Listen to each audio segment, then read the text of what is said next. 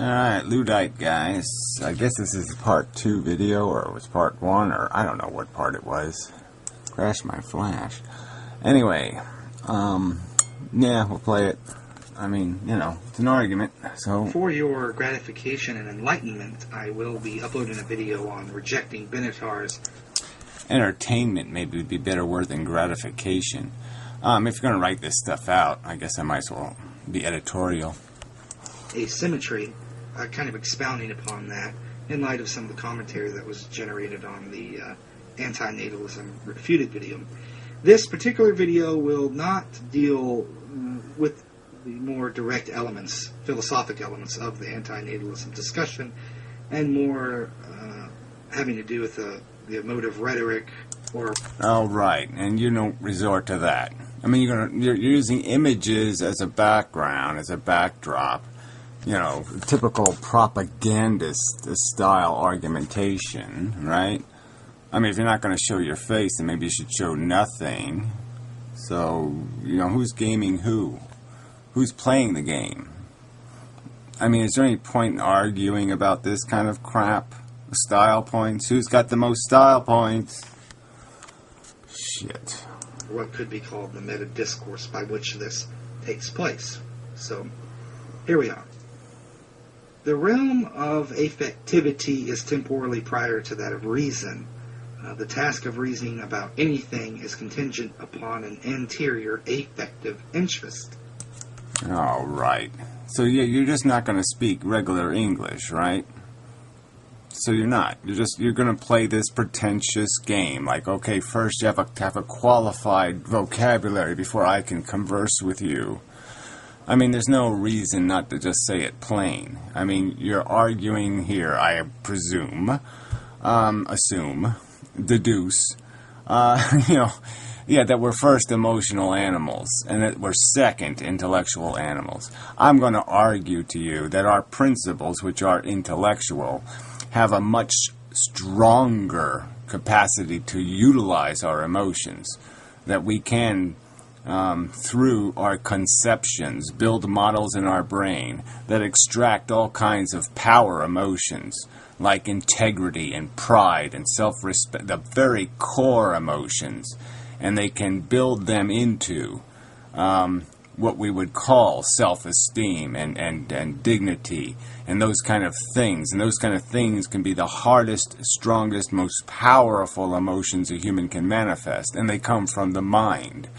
I would argue that they're the thoughts or the wills that are manifest in something like a kamikaze who overcomes all his native impulses, okay, for a matter of principle, because he winds in his brain an intellectual understanding of mission and purpose that's very different from anything biologically relevant to the natural state.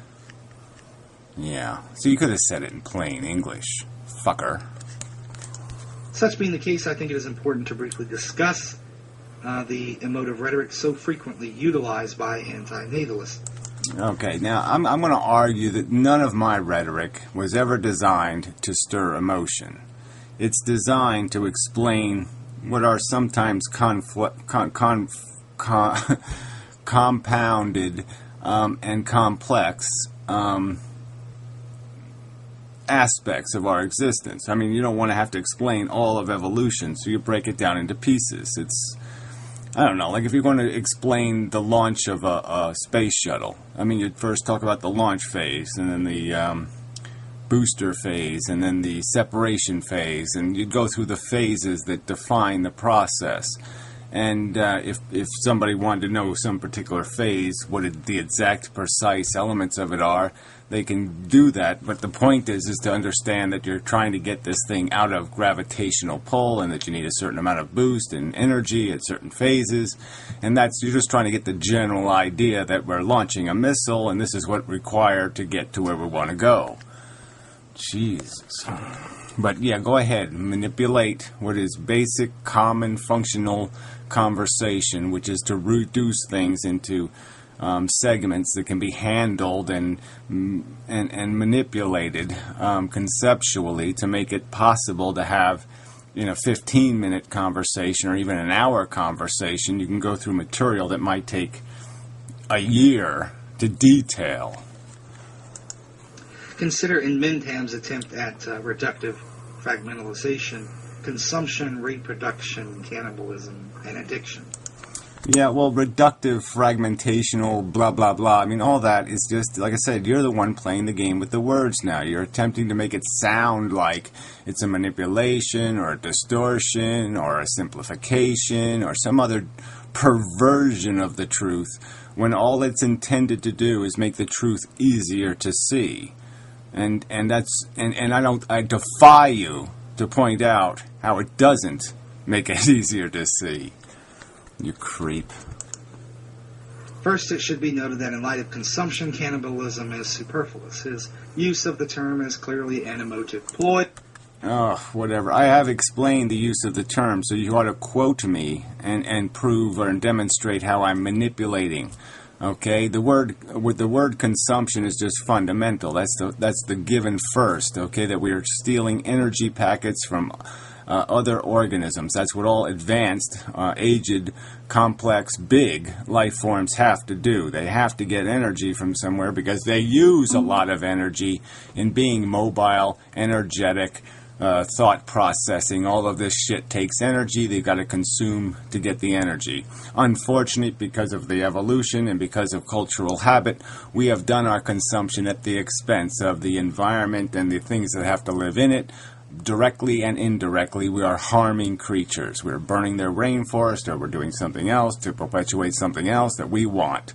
We poison the environment. We thin their eggshells. We do all kinds of harm to other sentient creatures to get what we want. Okay, so consumption covers a lot.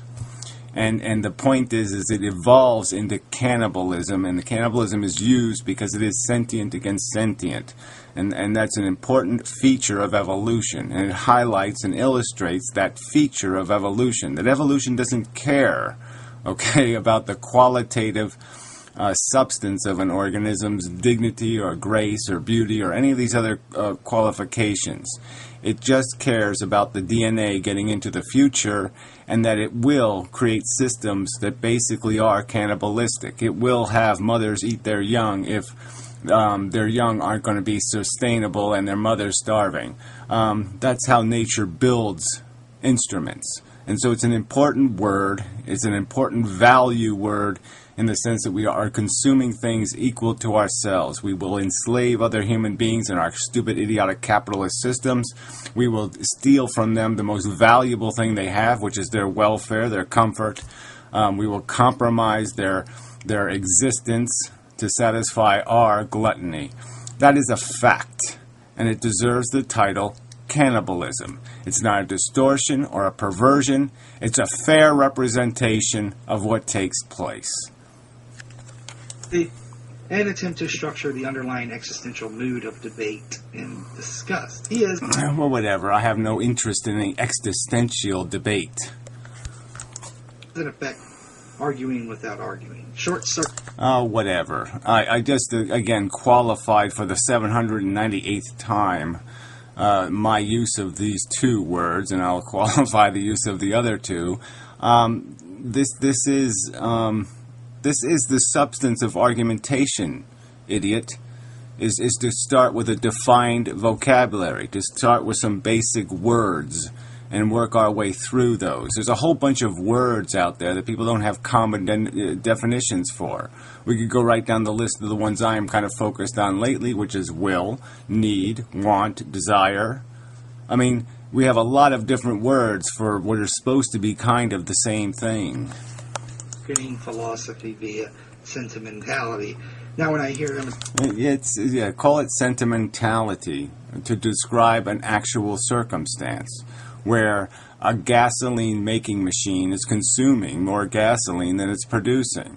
Now, logically, we could understand, well, that's not very productive. But we wouldn't just stand there with our arms crossed and say, well, let's find rhetoric to describe the dysfunction of this machine and play a game, play word games. That's all you're trying to do, jackass. Attempt to reduce human life in part to addiction. My first thought. Reduced the... Well, here we go. No, I quit tomorrow. So it's a cough medicine, the cat's licking. So whatever, this is another part of, isn't this a part of the whole exploitation culture that we have? You know, that we'll make little comics out of animals, that there are clowns for us. You know, they'll serve any use we have, doorstop, you know, tire tester, fuck us. But anyway, addiction's a really big word. This is the key word. And it has to do with what motivates or drives the machine, what forces us forward, what obliges us to ignore the cannibalism, to ignore the price of the consumption, and to keep chasing, and to do it perpetually. It's the governor, the drive mechanism, the start button, whatever you want to call it, but it's the motivator. It's the thing that's making it happen. It's happening for the purpose of addiction. And addiction can be a placeholder for something as stupid as existence for the sake of existence, gratification for the sake of gratification, chase for the sake of chase. The attachment is created, it must have. If as long as the substance exists, as long as the addiction, it's a cycle that does not end.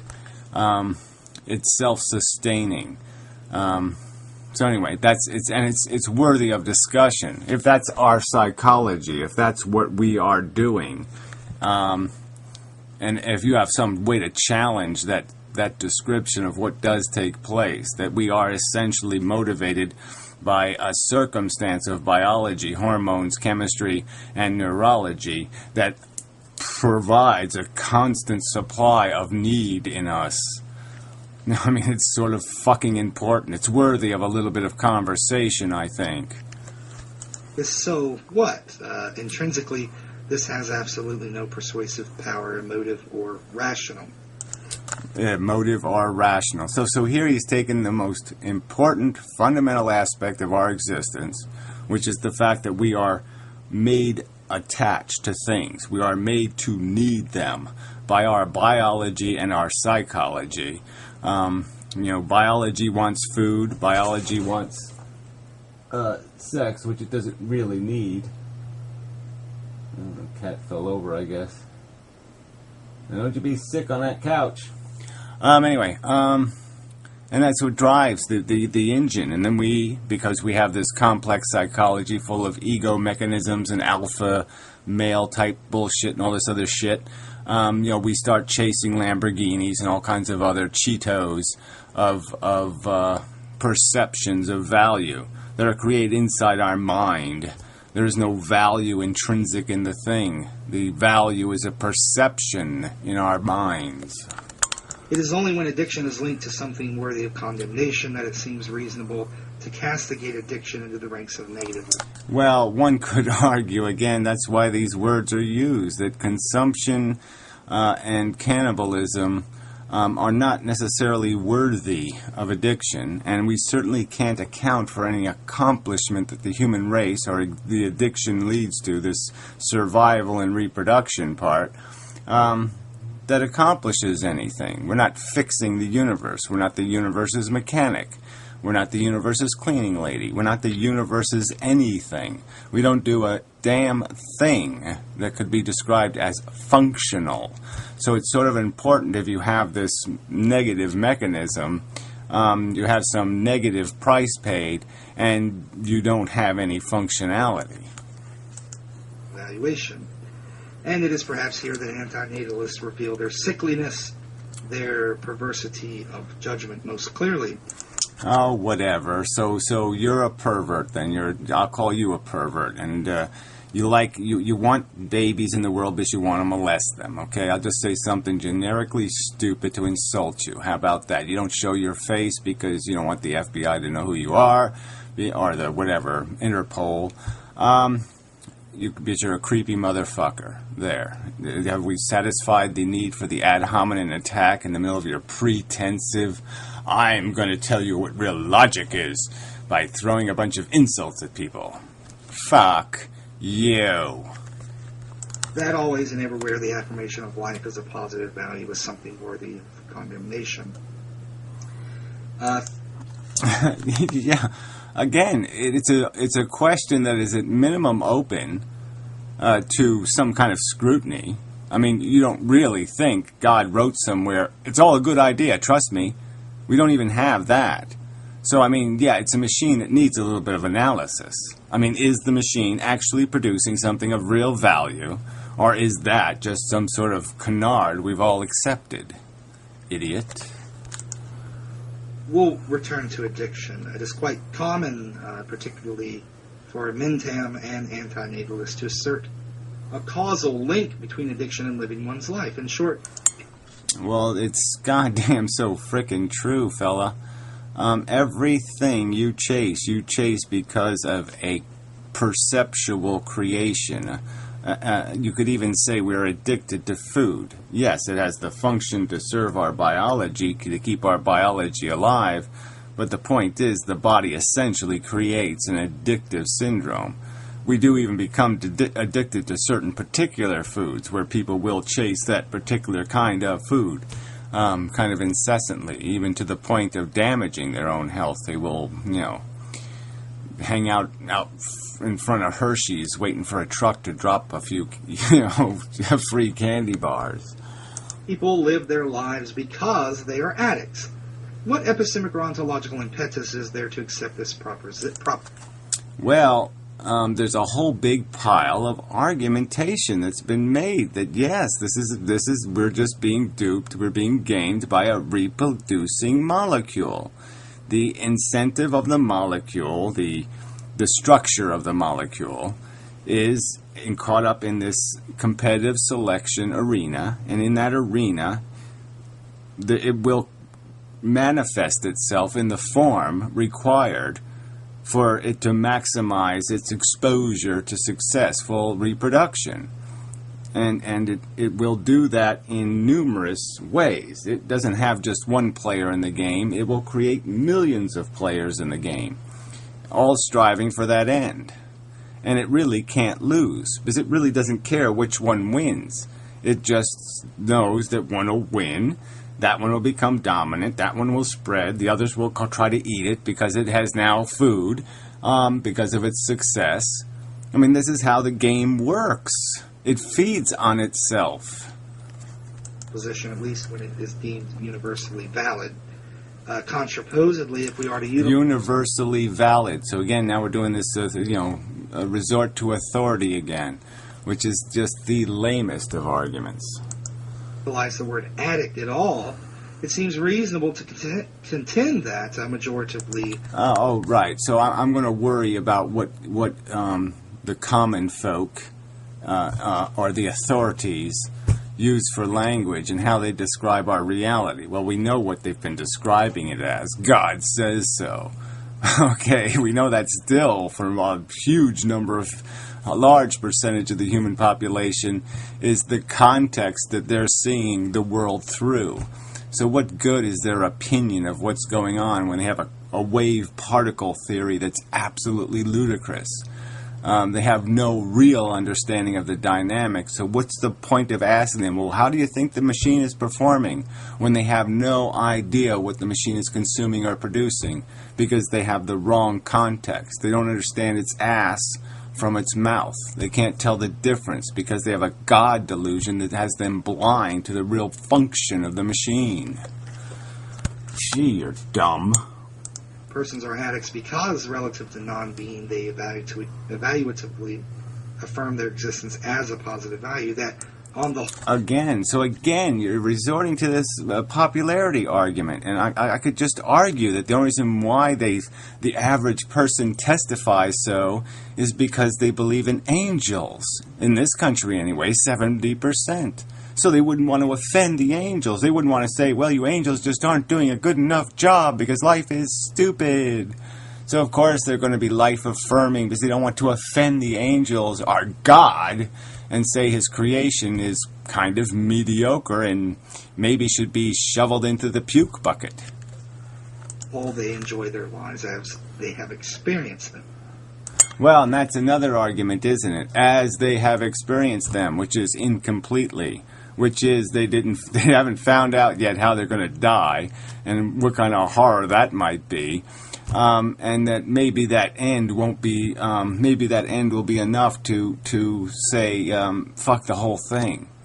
I would contend that's a real phenomenon that happens in the real world. People, if people knew ahead of time, oh shit, you mean I'm going to spend 10 years in a nursing home pissing myself and farting, and people are going to be wiping my ass and all this shit, they'd say, no, Moss, no thank you, please. You know, either do that, give me a better narrative to live out, or, yeah, I'll take a pass. I mean, if you knew ahead of time what the game was going to be, I think there'd be plenty of people that say, no, I'll wait for a new card to draw because that one's a little sticky and I don't know. I ain't touching it. Now, I think that there is something almost tragic or even pitiful.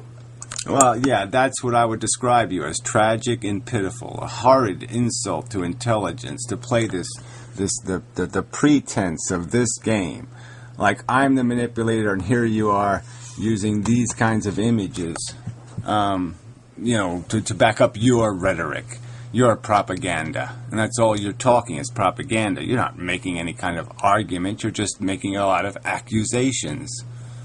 So you're the huge giant fail here, pretending to be somebody defending intelligence, and you're just more commentary on why the world actually does incredibly suck. Why humans absolutely are the most disgusting fucking creatures on this earth, because their dishonesty has no limits.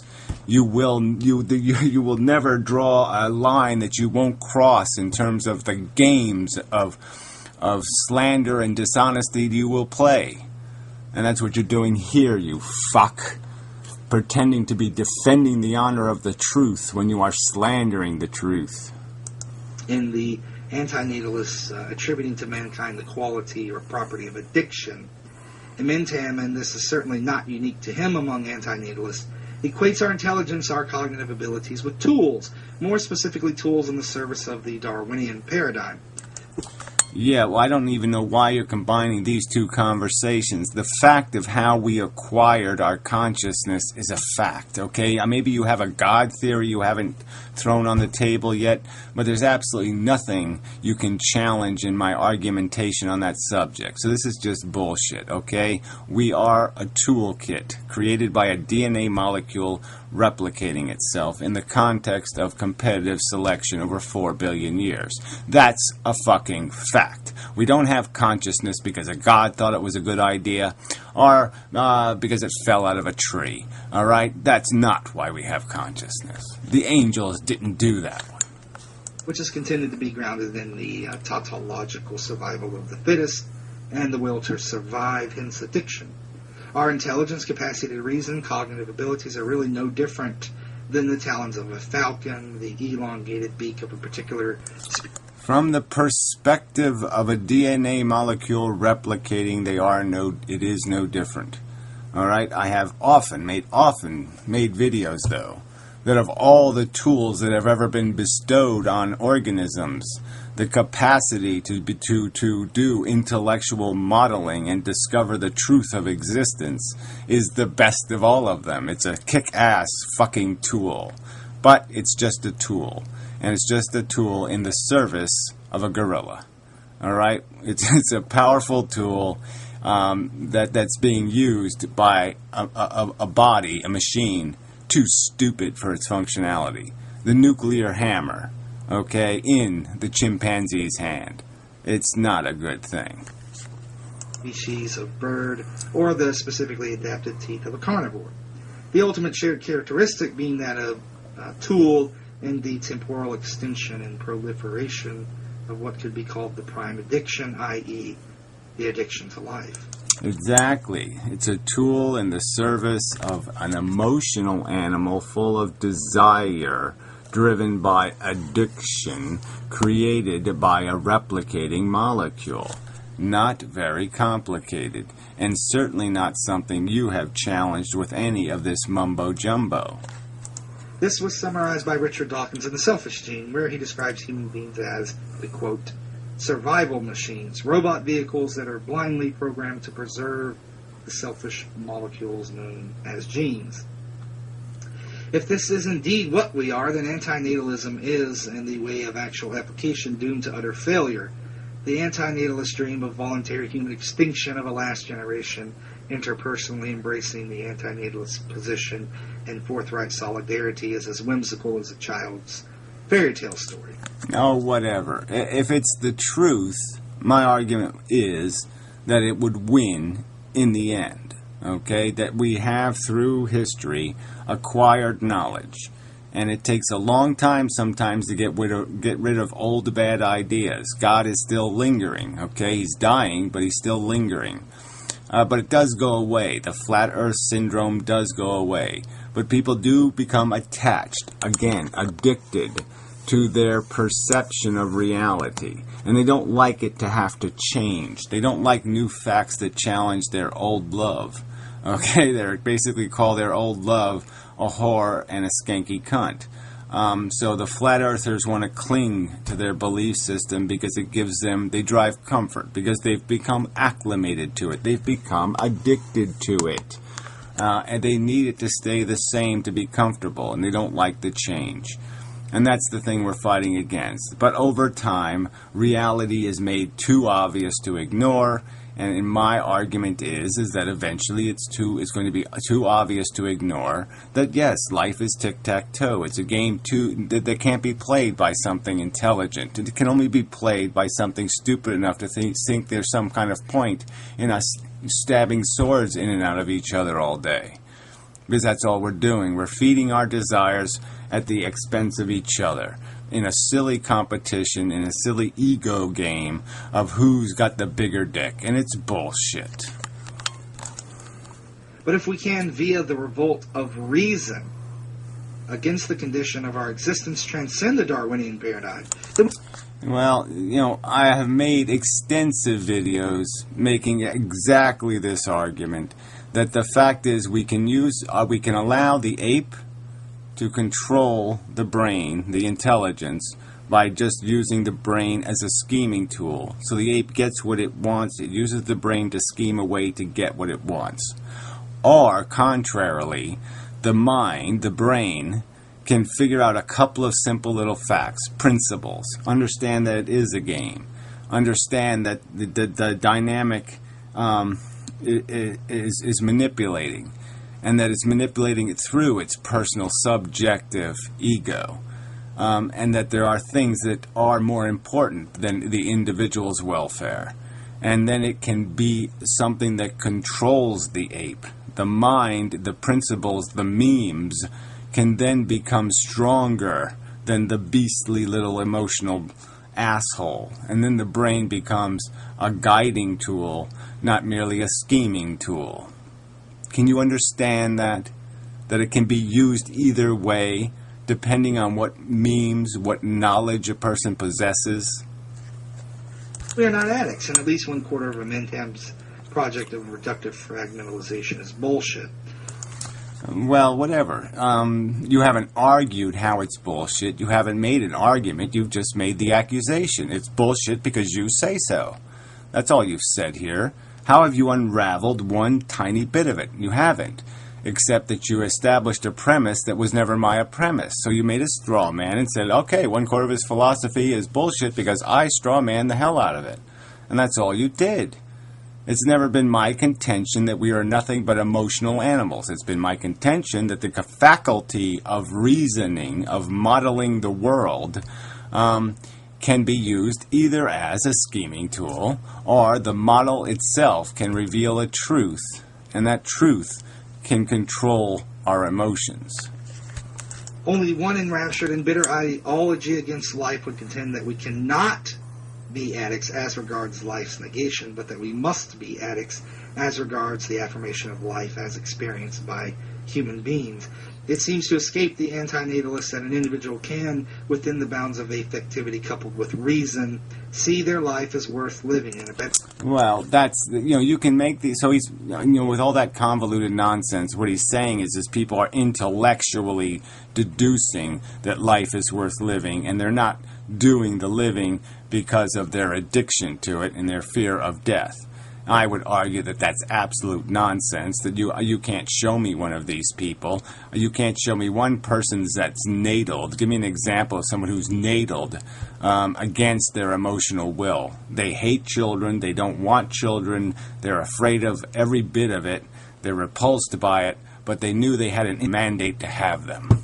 Show me one motherfucking person that's done that, and I might concede that you have some reason to even make such a silly argument. But you won't do that because it's impossible, so your argument is exactly that, silly and nonsensical. People have kids for selfish reasons, not intellectually wise or insightful reasons. Their state of affairs than their non-existence without being an addict. So we'll move on to consumption and reproduction. Qualia is missing from the picture. Oh, well, qualia is a made-up word. It doesn't mean a goddamn thing. It's just hokum pokum, wave theory, bibbly babbly boo.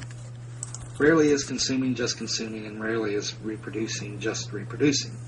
Monocytes consume pathogens via... Well, I'm not going to even argue this. This is just nonsense. Rarely is reproducing just reproducing. It's the silliest thing that's ever been said. Rarely is consuming just consuming. It's just silly. It is just silly. Phagocytosis, black holes consume stars. Human beings tend to not consume their food. People have sex, and we breeders... But again, we're not black holes. We're not physically arranged in such a way. We're utilizing. Black holes do not utilize. They do not function as a function. They have no function. We clearly consume to survive long enough to reproduce. That's clearly the function that evolution has built into us. So it's not some arbitrary consumption. It's not some kind of erroneous consumption. It's not some sort of consumption based on no phenomenology. Jesus Christ. Or cockroaches, as Amenhem calls us, sometimes commit the unforgivable sin of concretizing our evaluative belief that life is a positive phenomenon by bringing a child or children into the world. By imposing your values on a new consciousness, assuming that they're going to like the stupid, idiotic flavor of ice cream you like, or whatever the scenario is. But we know it goes further than that they're not cognizing a purpose in having the kids. It is entirely about some sort of subjective desire and need inside of them. Some sort of, I must do this to entertain my consciousness, not because there's some functional purpose to be accomplished. It's to satisfy their ego or their deprivation. Period. So while life does involve the meeting of nutritional demands, i.e. consumption, and having unprotected, unvasectomied, unhysterectomied sex, i.e. reproduction, it hardly falls... Yeah, well, it doesn't even work that way, okay? Because guess what? You can have unprotected, blah blah sex, but you can do it at the right time and you won't get somebody pregnant. So the point is, it's a thought. All you need is the thought, I will not get pregnant, I will not do what it requires to get pregnant, I understand how pregnancy works, so my will is now in control. But again, because you have no defense for your behavior, you have to resort to nature and say nature made you do it. That you had no way to stop yourself from doing something that obviously human beings can stop themselves from doing. Follows that it's reducible to these things. Never mind cannibalism, which is superfluous, and never mind addiction, which amounts to running in circles. After all, per Amenhem, we supposedly consume and reproduce because we're addicts, and we're addicts because we consume and reproduce. Well, that's exactly true, and you keep giving birth to it, and you keep manifesting it in the next generation through cultural propaganda and brainwashing. That's right. You keep creating the same machine over and over and over again. The mechanism isn't broken, and somewhere in that circle, all you have to do is break it somewhere. You break it one time, and the circle stops spinning. The momentum is lost, but it's all living, it's all surviving on nothing more than momentum. There's nothing real behind it. It's chasing a stupid tail for no reason. Enough of that. One of the anti-natalist favorite words is impose. So ghastly is the imposition of life deemed by Mentam and company that they Yeah, well, whatever. It's ghastly to impose. That's right. It is ghastly to violate somebody else's will. And that's what it is, okay? You know statistically it's going to happen. You know there will be somebody who will be born who will not share the common expectations and desires and drives and rewards of life and find life quite blightful. And that some will do it in fantastically brutal ways, being born physically completely in ruin, and spend the entirety of their existence struggling, gasping in that horror. That's the truth of the equation. And for you to say that because you would somehow contract to be the victim, that you wouldn't mind signing a contract that says I can throw you in my trunk and abuse you and bounce you around and throw you on a rickety roller coaster and have you land on the asphalt and have your brain smashed. Because you will say, I'll sign that contract for myself, doesn't mean you have a right to sign it for somebody else. It's silly. You don't have a right to impose your judgment, to say you know life is worth living, and therefore I'm going to impose it. That is just as much as a violation of will as me saying I know it's not worth living and I'm going to kill you, which isn't my intent. My intent is to say you stop imposing. And once you stop imposing, I am no longer a threat to you. Okay, but I do have a right to stop imposers. And this is another very important philosophical concept. You want to just slide right over it, like you're just going to grease it with your lies and your sophistry, your game playing with words. And it's a fundamentally important concept. Imposition is the core of all ethics, any kind of conversation about what it means to be a responsible human being is going to have to deal with this word imposition. Loser. Size perhaps at their least draconian about its undoing via the emergence of social contracts that would render having a child illegal to making anything Pol Pot did.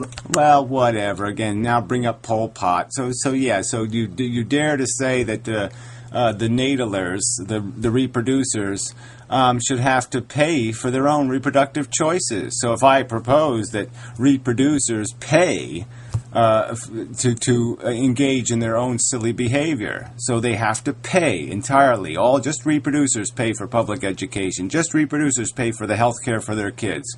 All right? Just reproducers pay for us to monitor whether they're abusing their children or not. All of the social services, which are substantially 90% of social services, are devoted to these natalers, okay, to their fucking the blight they impose on society. So let's make them pay for the entire price. There, that's my proposal. That's Pol Pot, right? Fuck you. Fuck you. So you're just a slandering fucking cheater. That's it. A liar. That's what you fucking are. You're a liar. Look like child's play by pushing a red button that would wipe out the entire human race. Often the word impose is... Again, we can argue about ethical scenarios and the point that there is no... If I asked you to give me a blueprint of your future, where human beings, where you can combine the negatives of the human debauchery, the greed, subjectively greedy, selfish animal, and the mixture of technology. Give me a plot, asshole. Explain what the future's going to look like, and I'll explain the huge plot flaw in your fantasy. All right, but you're not going to mix freedom, okay, and human psychology and technology. Those three things will not make it to the future. That's my argument. Now you tell me how that's not true. And you tell me which one of those things you'll sacrifice to have a future. Utilized and stated as if in capital letters, followed by an exclamation point. As if once it flows from the mouth of the anti-natalist, that should be the end of discussion. Generally, it seems... No, there's no such thing. You have no argument. Once it blows from the mouth of the antinatalist, you lamos have nothing but Pol Pot, Pol Pot, Pol Pot, Pol Pot, Hitler, Hitler, Hitler, Hitler, Hitler. That's all you got, asshole. You got nothing. It seems to me reasonable to contend that the audience to the word impose does not receive it value neutrally. It has its negative connotations not wholly dissimilar to how Well, duh. teamwork has its positive ones. But a group of Nazis exemplifying teamwork is hardly a good thing, and impositions are not of necessity bad. Yeah, but ones that are based on selfish impulses, yeah, 99.99% of the time, that ain't going to be a good thing. It's going to be a bigotry, a nepotism. It's going to be a cheat. That's what it's going to be. An unfairness. That's right. A couple of things of note. Antinatalists tend themselves to seek to actualize impositions, and in so doing grant that there are cases where impositions are not intrinsically ethically imposed. Well, of course, that's right. You have to impose to stop impositions. That's just a fact, right? There's no... I can't... if I don't impose a law, a restriction, a penalty... all right, on people imposing, like murderers, well, then I won't stop the murderers, right? There's no other way to stop murderers but to impose on them with your restrictions saying they can't murder. Put up a barrier that stops them. Is there some other way to do it, asshole? So again, this is the argument from what? How else are antinatalists supposed to see the world? The whole point is let's find the first imposition. Like the thing that engages any kind of reaction, counter-reaction scenario, you look for the first cause, if you can find one. And you stop the first cause. Permissible. Quite the opposite, in fact. Negative utilitarianism morally mandates impositions where they would reduce suffering. The impasse is not the imposition. And no one has made that argument. No one has said it is wrong because it's an imposition, only because it's an imposition. They've made it quite clear it's an imposition of a negative. They've made it clear to explain what the imposition is, that there's no doubt about what the imposition is. It's an imposition of selfishness, of self-service, upon somebody else's welfare. It's rolling dice, risk dice with somebody else's money. All right, we've explained the imposition nature of it. Look, I'm supposing the intelligibility of imposing on what doesn't exist in the first place. Well, to make silly arguments like that again, too, like the will be's will not be, there's no doubt that the will be's will be. All right? They're not some nothing. There is something as I am, and that's why I am not allowed to make dioxin in my kitchen and throw it in my backyard and just leave it there. It isn't because it's a threat to somebody tomorrow. It's because it's a threat to somebody 30 years from tomorrow. A will-beer will have to live with the consequence of that act. And that's why that act is wrong. Because those will-beers have rights. Oftentimes, antinatalists proceed or seem to proceed as if that which does not exist has some kind of right to not come. That which will exist, if you don't stop it from existing, does have rights. That's right. The future has rights. Into existence. The impasse is what is being imposed. No one would rightfully decry the imposition of position changes on a comatose patient to prevent... Again, the will-be's are not going to be comatose. So again, this is a nonsensical argument. Because they are comatose now doesn't mean they will be in the future. And so for the same reason, we don't fucking feed fetuses lead paint. We don't sit there and drip it into uteruses because we know what that will do to the fetus. It will harm its future. It won't hurt its present. It won't affect it now. It'll affect it when it becomes conscious, you stupid fuck. Bed sores.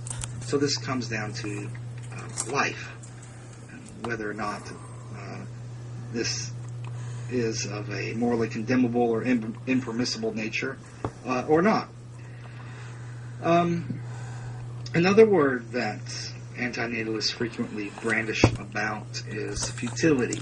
So you don't even answer any of these questions. You pose the question, well, is life, by any kind of rational standard worth it? I mean, is there a mission that we're on that justifies the risk-taking? I mean, are we on a rescue mission? And then we could afford to be doing this joyriding, right? It wouldn't be just joyriding then. Joyriding at the expense of victims who are going to fall out of the car, if you want to use an analogy. You got 6 people in the car. If you go too fast, one of the people will fall out of the car, and you're deciding to assign that risk and to say, well, tough shit for one of you. Okay, I'm driving and I like to go fast. Yeah, now that would make sense if you were on a rescue mission and you had 1 loss. Well, then you could justify the 1 loss because you might save 10 from harm. So you cause 1 unit of harm to prevent 10 units of harm. That would have some sort of rational credibility. But the human race isn't on a rescue mission. All right? It's just creating new addicts that'll create new needs. There'll be new need machines in the world, new deprivations to be satisfied. There won't be any accomplishment in that. There's no fucking value added. This issue is experienced as existentially acute and has been cause for a variety of responses ranging from Nietzsche's rejecting morality as the negator of life and the transvaluation of value to man's opposite in Schopenhauer, who sees life as will as the source of suffering, and the negation of will as the cure for suffering, one that he recommends. To Camus' Sisyphean rebel. Desire is a better word. The humanitizing of teleology in the person of Christ, so on and so forth. Whatever. It seems to me that antinatalists are still crying in the shadows of a God philosophers have told us died long ago.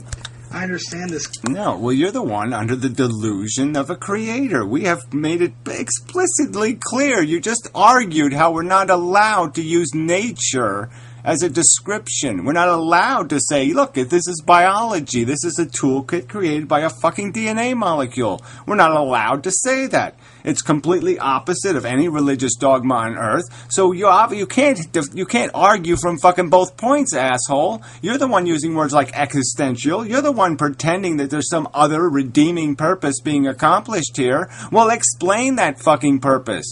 But to sit there and point your scurvy finger at us and accuse us of having the dogmatic notion of value and purpose is fucking idiotic. You're the one that needs to defend your fucking goddamn value system here. Defend what is being accomplished. Defend it. Cry of lamentation, and I'm not unsympathetic to it. In fact, in a way, I find it refreshing. It bespeaks of a certain sensitivity, of being in possession of a perceptual apparatus that has all but been destroyed in contemporary Western civilization. Eli Wiesel bemoaned that when Nietzsche pronounced that God, it meant something, but now the phrase is passé, mildly repeated at local coffee shops as if it were nothing at all. Right. Not necessarily in the sense of Plantinga's being possessing maximal greatness. Well, what's the point of this mumbo-jumbo, right? 70% Americans believe in angels, so these are still important cliches that need to be stated. That God is fucking goddamn dead. And you keep resorting to this 70% and saying, look what they believe, look what they believe, look what they think. Let's listen to what they think. Let's get their testimony. You're the one resorting to those baboons. All right, so until those baboons accept this cliche that God is dead, you can't use their fucking goddamn testimony for anything. I mean, why don't you do a statistical survey based on IQ and based on the existence of an atheist type disposition? And let's see where these numbers come out when it comes to nataling. How many of those people in those 2 categories natal? Okay, asshole. You're mimicking the behavior of the stupid, the low IQ, the religious nuts. But God as transperspectival meaning has the condition of the possibility of our participation in time as eschatological, as the experience of our lives as significant in some ultimate sense. I do believe that coiled in the heart of contemporary Western man lies... So here we have, he does believe something. So he does believe coiled in the heart of contemporary mankind lies. Now here we go, let's see, let's hope there's something here. It's reposed a Poriate reality that must. Oh, a Poriate reality. Is it like what? Perineal gland? Isn't that like on the tip of your penis? Perineal? I don't know. That doesn't sound like something to live for. I mean, a gland? Eee.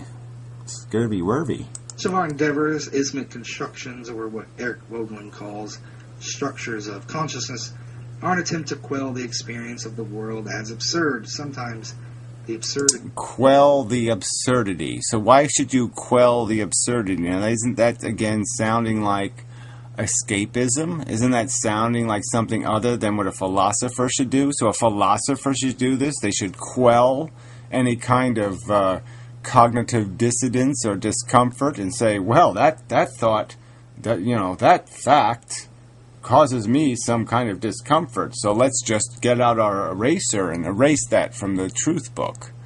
That's all. So this is just, you're just defending copperoutery. Of existence forces its way through our barriers, through technological sloth and superficiality. Whatever. And the question Hans Kung asks poses itself to us. How can it be meaningful to take a single step if the entire journey is absurd? A couple of things of note. First, there may be a transperspectival telos. Telos. Oh, jeez. So again, this is how you disparage other people's modes of communication, and this is how you choose to use these vernacular, knowing that most people don't know what the fuck you just said, and that's somehow useful and constructive, and you're not doing it just for your pretensive reasons where you wish to just elude the question. It is you just pose the question and you will pose no answer. Okay, it is a dilemma. If the journey is stupid, well, yeah, why invest in it? It's kind of dumb. Yeah, and all those past depressives of the past who understood the kind of futility of the engine, the Greek meat grinder. Why turn the handle on the meat grinder? Well, they didn't have the choice not to. All right, they were powerless. But we've landed on the moon, we've done some shit, and now we can control a lot more than they could. And so now it's time to have the conversation seriously. Now it is of our volition that the wheel keeps turning. Alright? It doesn't have to keep turning. It's because we're going to keep turning it. Deliberately and on purpose. And that's a huge fucking difference from 500 years ago, or 1,000 years ago, or 10,000 years ago. Active aim in this in which we can participate in. It may be that ontic reality is embedded or grounded in a meta-context that renders experiential subcontext as meaningful. Plato thought so, so did Aquinas, Hegel. Oh, well, could you drop some more names? What is this, 50 now so far? And why don't you just, why don't you do some quote mining? You could quote them from when they were 13 and what they said, and then you could get a quote from when they were 33. But no, it would be really great if you were limited to just the quotes they wrote in their last book, because those are usually the books that are the most brutal, and you goddamn know it. Leibniz, and so on. Personally, I'm willing to consider the possibility. As I've stated before, philosophy has augmented, not delimited, the range of what I hold to be ontologically possible. It should also be noted that to speak of futility in a vacuum is nonsensical. Futility is relative to a goal, to that which is attempting to be actualized. Right, and we've articulated that, and so we're not going to agree on those goals, but you're going to use some sort of resort to biology as a defense, and I'm going to use a resort to the cognitive experience. To me, all there is experiences, conscious experiences, pleasant ones and unpleasant ones. Right? Comfortable, maybe that's a better word, I like it better. Comfortable, where you don't need anything else because you're comfortable, you've got all you need. And uncomfortable, where you don't have what you need and could be dramatically uncomfortable, where you need to be less uncomfortable. That's what you need more than anything else, is just to be less uncomfortable. Anti-natalist or anyone else speaks of life in the abstract, or concretely as embodied in a person as being futile. This is relative to the aforementioned meta-context to its demand while it remains unactualized. And yeah, well, whatever. Again, this meta, fuck all that crap. Just deal with it. What is your premise? Do you have some other premise that there's something else happening here besides experiential a phenomenon? That there's something else happening besides good day, bad day, good day, bad day, hour to hour, minute to minute, that there's just experiences taking place, sensations flying through people, and that's really all there is of value here? Can't we agree on that? It seems just infinitely sensible to accept that that's the fucking context of the argument. Principle, grounding in what tends to be a naturalistic ontology that does not allow for its existence. Drop the demand and life ceases to be futile. I want to end with a quote. Well, this is just so stupid. Drop the demand of efficiency and life isn't futile. Well, yeah, of course, that's right. So drop the demand that a car actually produce more value than it consumes gasoline. And yeah, there's no problem then. Then you can have a car that gets 1 mile to a gallon, and everybody will be happy. But we know that the standard has to be higher than that. That performance does require the actual production of something. Our lives have to produce something more than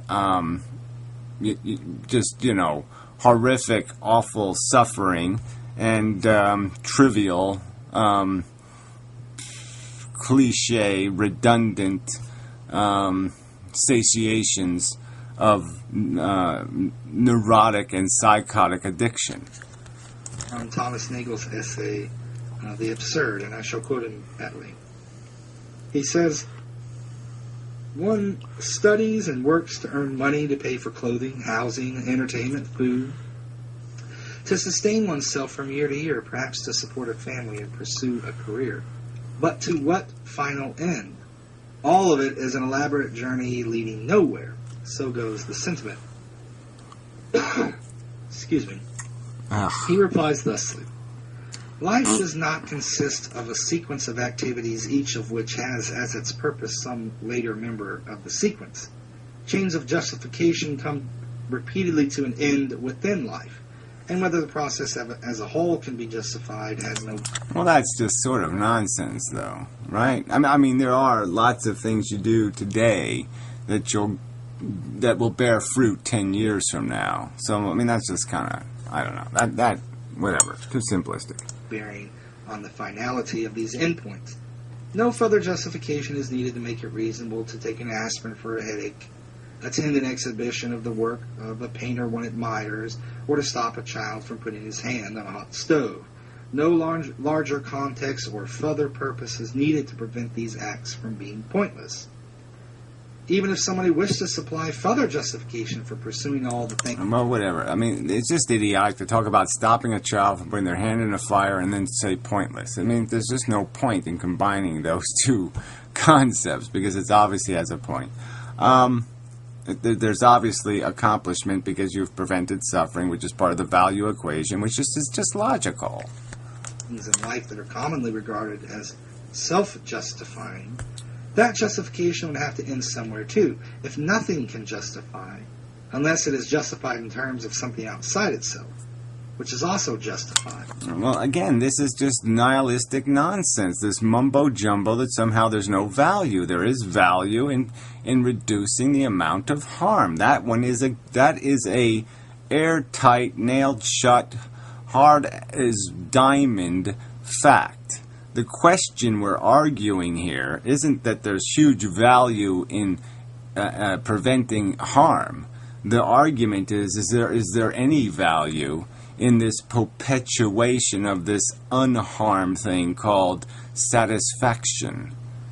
That's the question. Does it have any value to justify the harm we can't mitigate against? Then an infinite regress results, and no chain of justification can be complete. Moreover, if a finite... So again, this is just drivel. What is the point of why would anybody even articulate this argument? What purpose could they generate for even arguing the argument from nothing? I mean, why even bother moving their lips or writing the pencil to the paper if there was nothing to be accomplished in doing it?